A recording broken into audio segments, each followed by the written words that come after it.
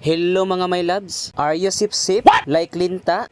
Deserve mo yan. Yun bang makaasta ka na parang tagapagmana ng isang paaralan? Deserve again.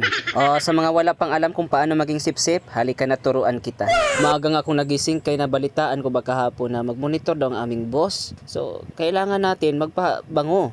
Ayan. Hindi pwede na maoris tayo Kailangan na tayo ang mauna. Sip-sip Para masabi ng ating boss na you are dedicated, committed, and certified sip-sip towards your chosen career. Kaya naglinis na ako agad sa aking classroom para sabihin talaga na mabait tayo. Kaya winalis ko na agad yung mga papel pati yung mga plastic. Kasi yung mga plastic minsan nasa paligid lang natin naglalakad. Hoy! Hoy, joke lang ha. Wala akong friend na ganun. Lahat ng friend ko, we are circle of friends who are trustworthy, loyal, helpful, friendly, courteous, cheerful, thrifty, brave, clean, and reverent. Itago ko na nga. Kay sino man nga bata ni man? Ayaw di ma. Kaliwatan. So yun na nga, nagklase ako kaagad kahit wala pang time. Bahala. Kamuda, basta maklase ako para masabi talaga ng ating boss na grabe ka man ka passion fruit. Hoy, anong passion fruit? Nagpa-check ka sa akin ng bata ng kanyang spelling ng sip-sip. Pagtingin ko daw mali, mani mo obraman.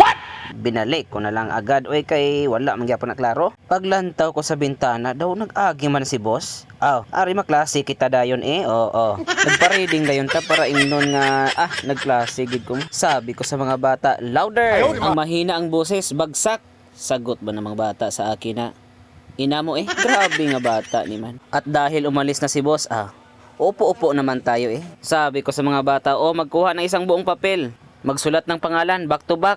Syempre hindi ko ginawa yun Parang bumalik man si boss. Kumuha naman ako ng trapo para trapuhan yung mesa kahit malinis na. Para lang makita na nagtrabaho tayo papunas-punas. Pagkatapos binalik naman natin yung trapo at kumuha ako ng libro. Tapos nabasa ko sa libro yung sabi ni Rizal na ang kabataan ang pag-asa ng bayan. Sabi ko sa isip na ina niya Grabe nakatampalasan yung mga bata ngayon. Kung buhay lang siguro si Rizal, idemanda ko talaga siya ng illegal takmag ba? Sigahan mo ng mata mo? Mas malaki pa yata ang mata nila mo. Kaya sabi ko sarili ko na, puyo na lang tayo, buhi, gyapon ta. Real talk lang gid mga my loves no, lahi gitong panahon nato sa una. Makakita kay tag teacher, mahadlok man ta.